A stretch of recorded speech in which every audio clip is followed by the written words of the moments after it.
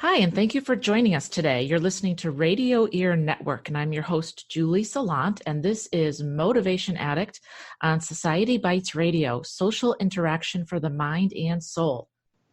Hello, everyone. Julie Salant from Motivation Addict. Today, I am thrilled to have as my guest, Kay Sanders. Kay is a transformational success coach, Akashic record guide, international best-selling author, and founder of the Divine Business Academy.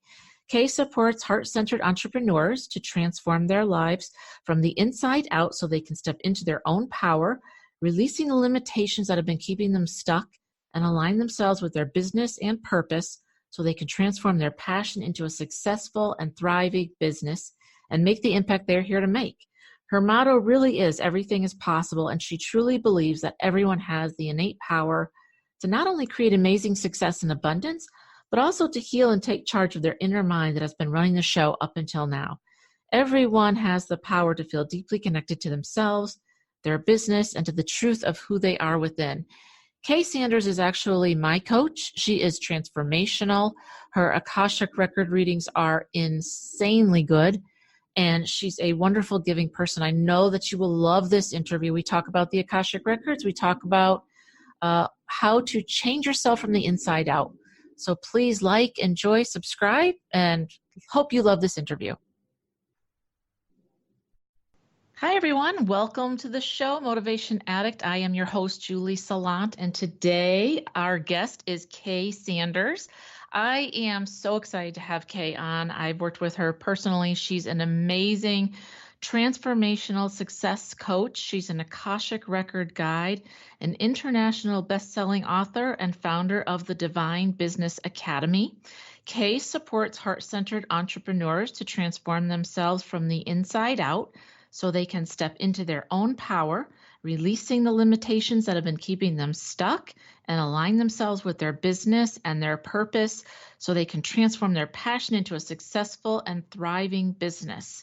Her motto is everything is possible, and I am so thrilled that you're here. Welcome to the show, Kay. Thank you for being here. Thanks for having me, Julie. It's definitely great to be here, and I'm looking forward to, rocking the show. Yes. So I've worked with Kay personally, and she's amazing. She gives amazing readings. She's super, super intuitive. She can tune into your guides. And let's just start off by giving the listeners a little bit of background on you and kind of how you came to be doing the work that you're doing now. Yeah, I'd love to. I mean, the last part, that was an easy part because I kept getting smacked by the universal baseball bat until I finally listened. You and me both. Yep. Yeah, because I started out as a holistic life coach because I was working in a PTSD treatment facility, and I learned that I had my own little things going on, from anxiety, depression, you name it. I mean, people always told me I have PTSD too, so it was more like self-diagnosed or, diagnosed by my coworkers. But that was when I started my journey of really going into personal development. And that's when I came across the coaching industry. And I was really blown away by the possibilities that, hey, I can use my own stuff, the things that I've gone through, my own challenge to actually help others, right? But so I became a coach, but I didn't really know what I didn't know. So the whole business side was really difficult. And then I finally got certified and actually learned how do you actually coach. And that's also when I got into the business coaching, because I'm very good when it comes to the technical side. So I think you can call me a little bit of a geek. And I did the things that most entrepreneurs really don't like when it comes to the tech side. But that was not what my purpose was. And I actually didn't find out about my purpose until last year, actually. I think it was 2017 when I came across the Akashic records. That's when my spiritual path really started. In 2016, I had my very first awakening. And then one thing really led to another, that now I developed, the gifts of speaking in light language, using the Akashic records. My intuition really has developed immensely. And recently, I just went through the shift of going more away from really calling myself a business coach, because I really found that very limiting, because I really work with people on that deep transformational aspect. So I really went into this whole transformational success coaching, because I get to work with my clients on giving them the clear guidance of what they're here to do, how to make it happen, what's holding them back, and really do that deep inner release and activation so they can really step into their power, so they can create that successful business that they're here to create, so they can make the impact that they're here to make. But it was really I got smacked by the universal baseball bat so many times until I finally listened. And even then I was still resisting it until I even got smacked a couple more times. So now I stopped resisting and I stopped getting smacked in the head with that. Well, we're on the same track. I mean, I'm a little bit behind you, but that's the same type of scenario that I went through. And I do agree with you. Was certified as a life optimization coach, but I felt that was so limiting because that's not really what I do. So I think that it's great that you recognize what you can do because it's so much more than that. And I know that some of the questions that we're going to talk about today are centered around being financially successful. But if you could just give the listeners a very quick rundown of what the Akashic records are, just in case they don't know, I think that would really help in terms of your background. Yeah, no, I definitely, I love to. So the easiest way I like to explain the Akashic Records is think of it as your soul's library of all lifetimes, where you can go in, or, a consultant, I can go in as a consultant to go in and ask specific questions. So I actually channel higher beings, the beings of light and the record keepers to give my clients really guidance around any area of their business. I mean, in the records, you can find out about past lives, about karmic debts, about, contracts that you have not completed, about what is really holding you back. Where have you made the first choice of, for example, struggling financially? Because I mean, like, I use the Akashic Records a lot to help my clients find out, what are their financial blocks? What is holding them back financially? And you can really find out so much in the records. You can also rewrite your story. Now, I don't really use the records for healing per se. I use the light language for the healing. I usually use the Akashic Records for the guidance. But there are other consultants that actually do healing within the records. Now, my process has changed from what I actually learned, but there's so much you can do with the records. Like, think of it as like a crystal ball where you have a question, you can get the answers within the records. The only thing is, you're getting the truth, and sometimes the truth is not what you want to hear, and it kind of stings. I mean, sometimes when I did a reading for myself, I'm like, dang, guys, did you have to be so mean, right? Yes. But that's what you need to hear. So they're not BSing you. They're really giving you nothing but the truth. And sometimes, like I said, the truth kind of stinks. Yeah, it does. It's definitely hard. Mm-hmm. There's definitely some processes that we need to release and let go of, which is kind of what Kay's been helping me with. But I'm starting to understand that this is to get you to your next level. Mm-hmm. It's not to hurt you. It's not supposed to be. It's kind of a test, but it's an obstacle that you need to go through. It's not there to stop you. It's to get you to your next level.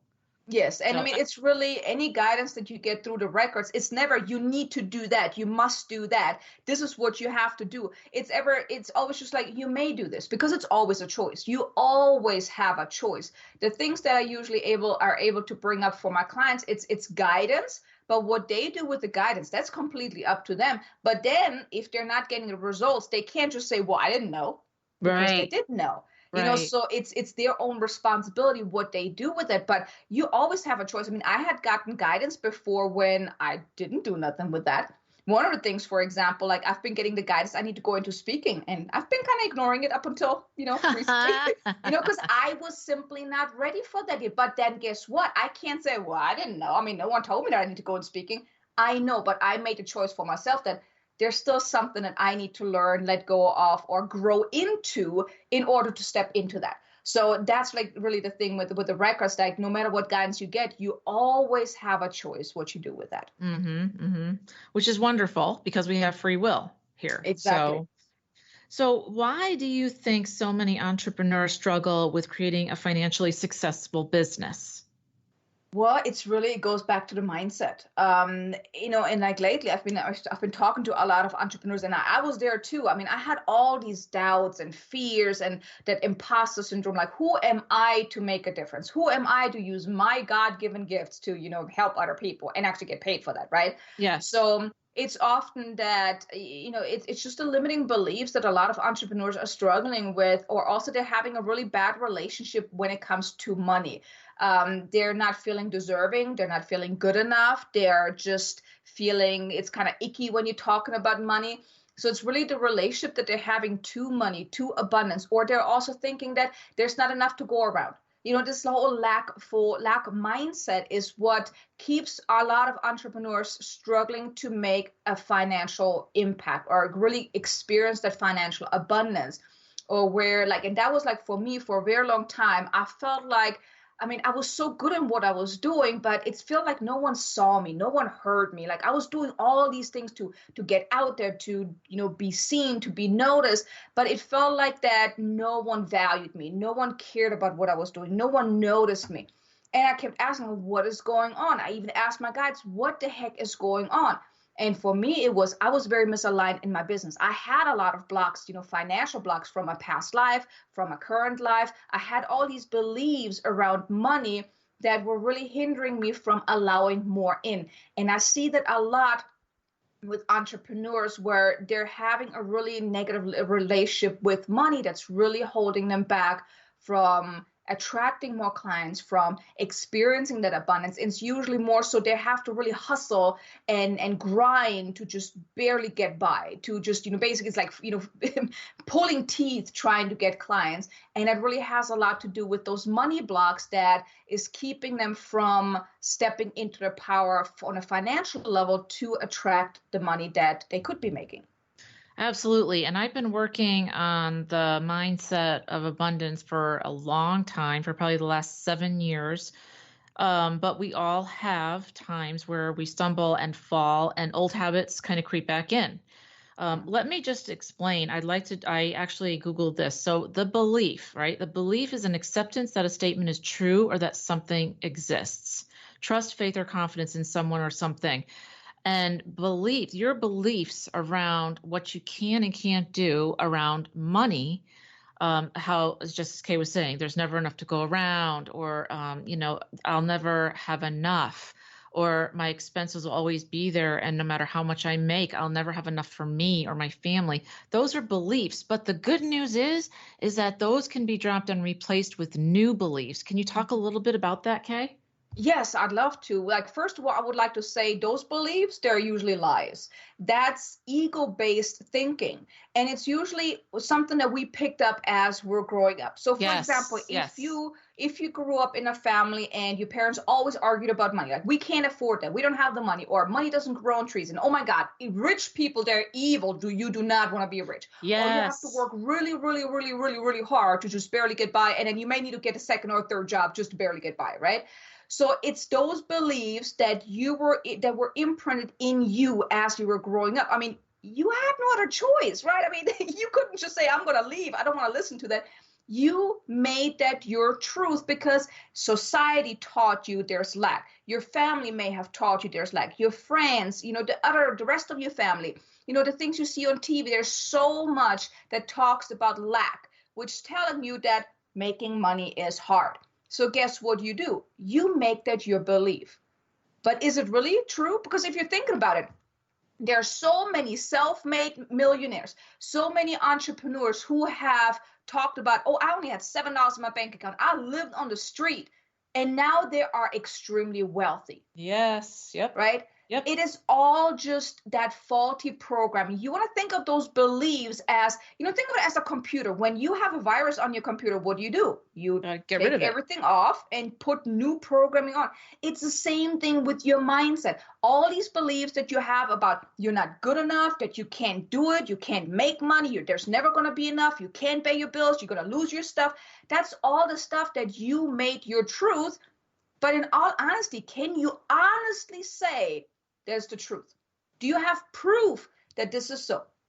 Probably not, right? Mm-hmm. So that's when you really want to look at, what do you think of all day long? What do you say all day long about money? What do you say to yourself? What do you say about other people? How do you feel about money? What is going on? What is going through your mind? What beliefs that you pick up on, even beliefs from other people. That's the kicker too. Because when you're talking to a lot of people, and I mean, if you're an entrepreneur, I'm pretty sure you talk to a lot of people, you may pick up a lot of stories. And I want to share a quick story with you that really affected me recently, and someone really had to basically snap me out